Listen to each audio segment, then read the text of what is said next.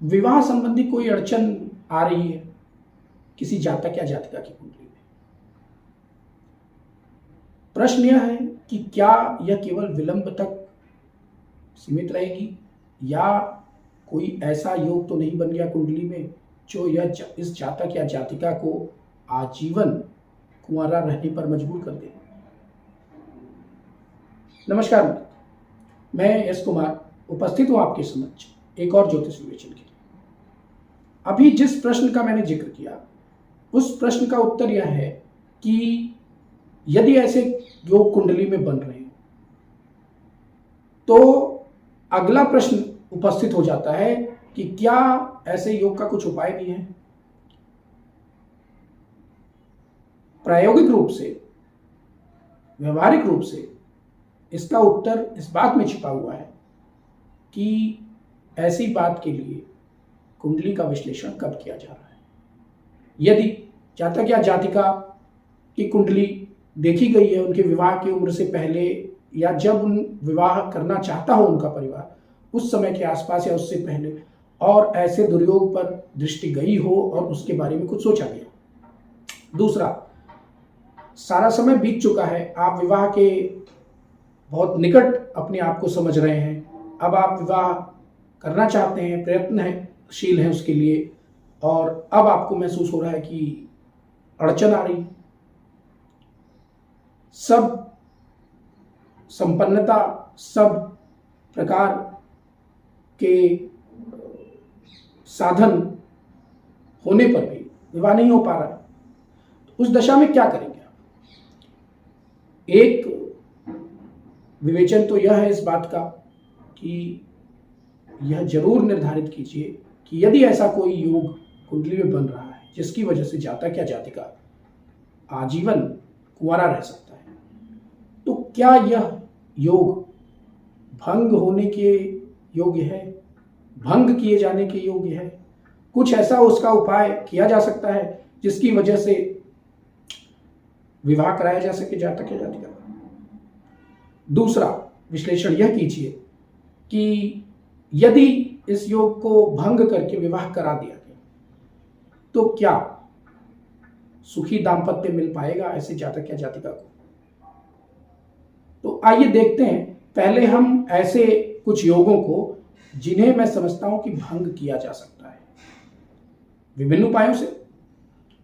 तो उसमें से पहला योग है, यदि 5वें स्थान में शनि बैठा हो, क्योंकि शनि के लिए बहुत खराब स्थिति मानी जाती है कुंडली में।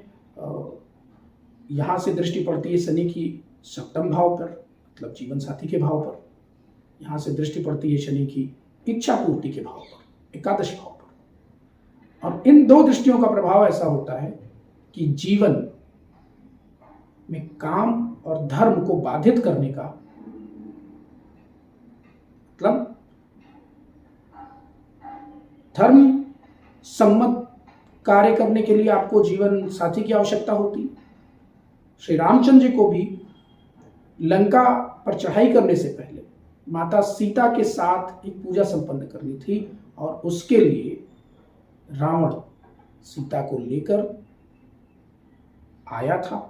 श्री रामचंद्र जी से वो पूजा उसने विप्र के रूप में कराई।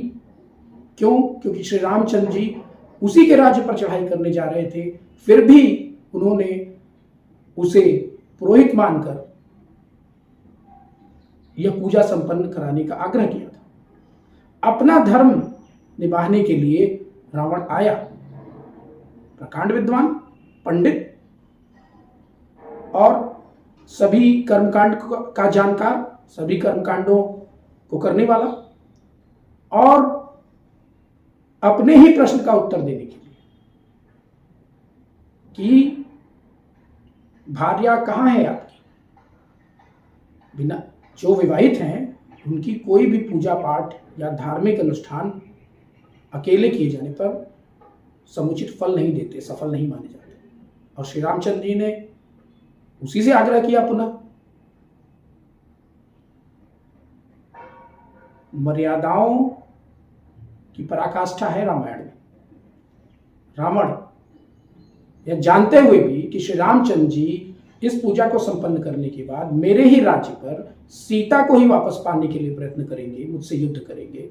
फिर भी उनकी भार्या को लेकर आया, उसने वो पूजा संपन्न कराई। आगे क्या था आप जानते हैं।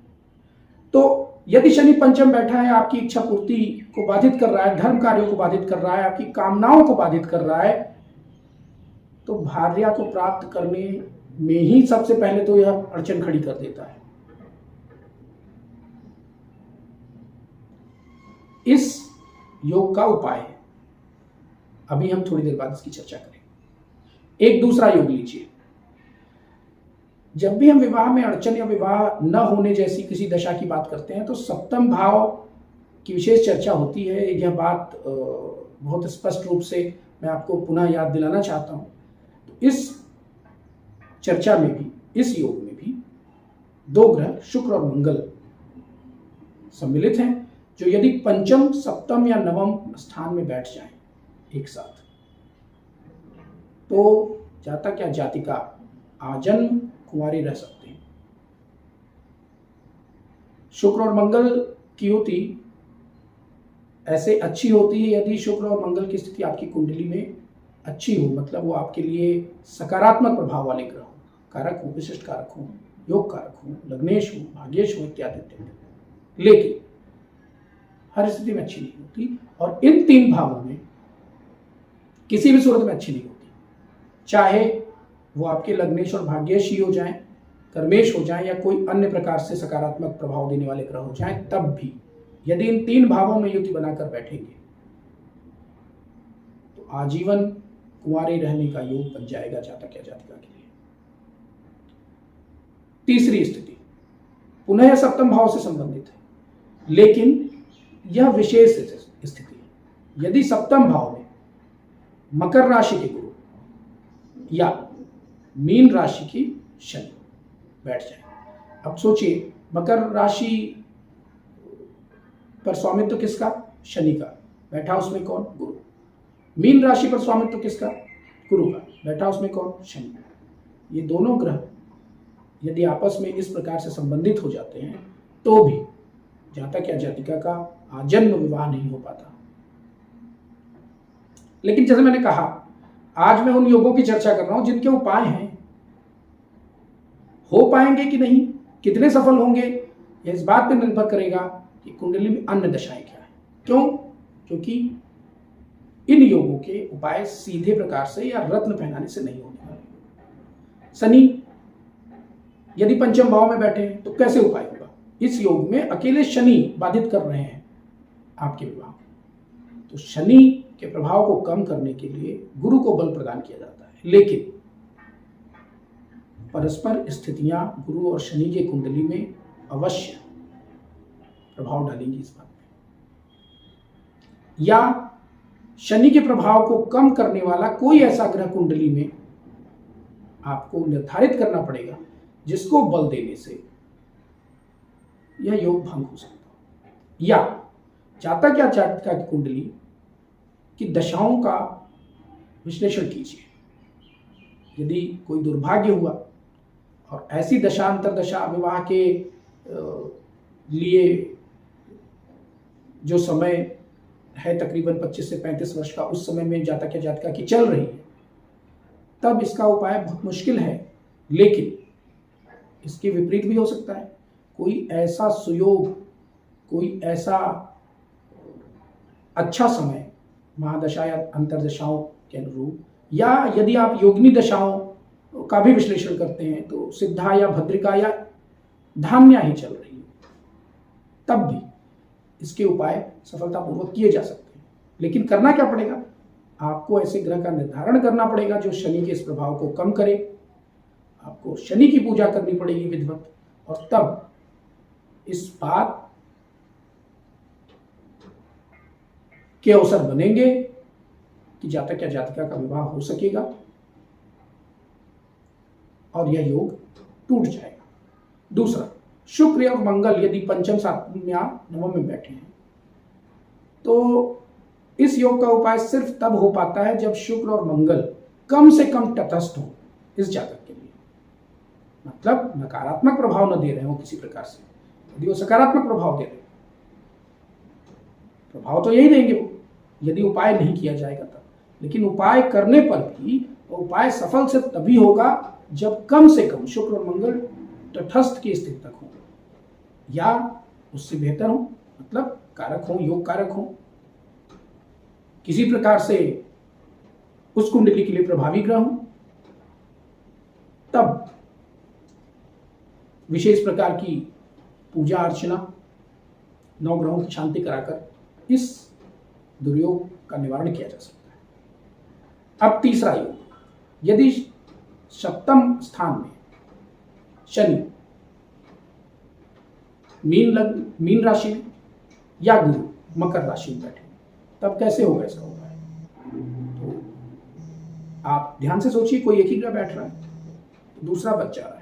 यदि गुरु यहां से दुष्प्रभाव दे रहे हैं तो गुरु की आराधना करने से, गुरु को प्रसन्न करने से, बृहस्पति भगवान की पूजा करने से, और यदि जातक या जातिका, विशेषकर यदि जातिका की कुंडली है या यदि उसकी माता बृहस्पतिवार के दिन घर के आंगन में तुलसी, और तुलसी होनी चाहिए घर के आंगन में, यदि आप अनवरत तुलसी को दिया नहीं दिखाते तो इस उपाय के प्रभावी होने में संशय है। ज्यादातर घरों में अब तुलसी नहीं हुआ करती, लेकिन यदि तुलसी है और जातिका की माता यदि बृहस्पतिवार के दिन पीले धागे से जातिका को पांव से लेकर सर तक नाप कर और धागा तुलसी जी को लपेट दें तो उपाय हो जाता है इस दुर्योग का। शादी होने की दशाएं बन जाती हैं और विशेष आशीर्वाद भी प्राप्त होता है, लेकिन केवल जातिका के। अब यदि यह जातक हुआ तो यह उपाय तो कार्य नहीं करेगा। तब गुरु की अन्य पूजा या गुरु से मांगा गया आशीर्वाद, गुरु माने गुरु ग्रह, बृहस्पतिवार के दिन यदि पूजा अर्चना होती है आपके घर, आपकी माता आपके लिए विशेष प्रकार से आशीर्वाद मांगे, तो इसका उपाय हो सकता है। लेकिन यदि शनि बैठे हुए तब क्या? यदि शनि यहां बैठेंगे मीन राशि के, तब इसका उपाय थोड़ा अलग है, थोड़ा मुश्किल है, और इस प्रकार से नहीं होगा जैसे मैंने अभी बताया। उस दशा में पुनः आपको शनि के दुष्प्रभावों को कम करने वाले ऐसे ग्रहों का निर्धारण करना पड़ेगा, कुंडली में दशाओं का विश्लेषण करना पड़ेगा, और उपयुक्त समय पर जबकि विवाह हो सकता हो, मतलब शुभ दशाएं चल रही हैं, दशाएं मतलब महादशा, अंतरदशा, प्रत्यंतर दशा इत्यादि इत्यादि, या योगनियों में यदि जा रहे हैं तो भद्रिका, सिद्धा, धान्या इत्यादि, मंगला, तब सही समय पर किए गए उपाय केवल इस योग को भंग कर सकते हैं। इस प्रकार से मैंने देखा कि यदि विवाह से संबंधित कुछ योग ऐसे हैं जो बहुत बुरा प्रभाव देने वाले हैं, आजीवन कुंवारे रहने का योग बन सकता है, तो भी उनको भंग किए जाने की कुछ स्थितियां बनती हैं और उनका विश्लेषण अवश्य किया जाना चाहिए। ऐसे लोग जो ऐसी समस्याओं से जूझ रहे हैं, जो ऐसी परेशानी से त्रस्त हैं, जिनके बालक बालिकाओं का विवाह सही समय पर नहीं हो पा रहा है, उन्हें अवश्य इस विश्लेषण का लाभ लेना चाहिए। उन्हें अपने करीबी परामर्शदाता से पूछना चाहिए कि यदि ऐसा योग बन भी गया है तो क्या इसके भंग होने की दशा है तो क्या उपाय है। यदि ऐसा योग न बने कुंडली में तो सर्वोत्तम है, ईश्वर कृपा बनाए सब पर, लेकिन हमारे कर्मों के फल लौटकर हम तक आते हैं और ऐसी दशाओं में हमें प्रभावित करते हैं, ऐसी स्थितियां हमारी जिंदगी में बनाते हैं जिससे हम और हमारे परिवार के लोग परेशान होते हैं, जातक या जातिका परेशान होते हैं। तो विवाह पर की गई इस चर्चा के साथ, जिसमें कि हमने आज कुछ योगों का वर्णन किया जिनका उपाय किया जा सकता है और क्या उपाय किया जाना चाहिए, इसका भी वर्णन किया। इसके साथ मैं आज के अपने इस वीडियो को यहीं समाप्त करता हूँ और आपसे आग्रह करता हूँ कि यदि इस वीडियो में आपको अपने लिए या अपने किसी करीबी मित्र, बंधु बांधव या किसी परिचित के लिए कुछ उपयोगी लगा तो इस वीडियो को अवश्य उनके साथ साझा कीजिए। यदि यह वीडियो आपको पसंद आया तो इसे लाइक कीजिए और हमारे चैनल को सब्सक्राइब भी कीजिए। धन्यवाद।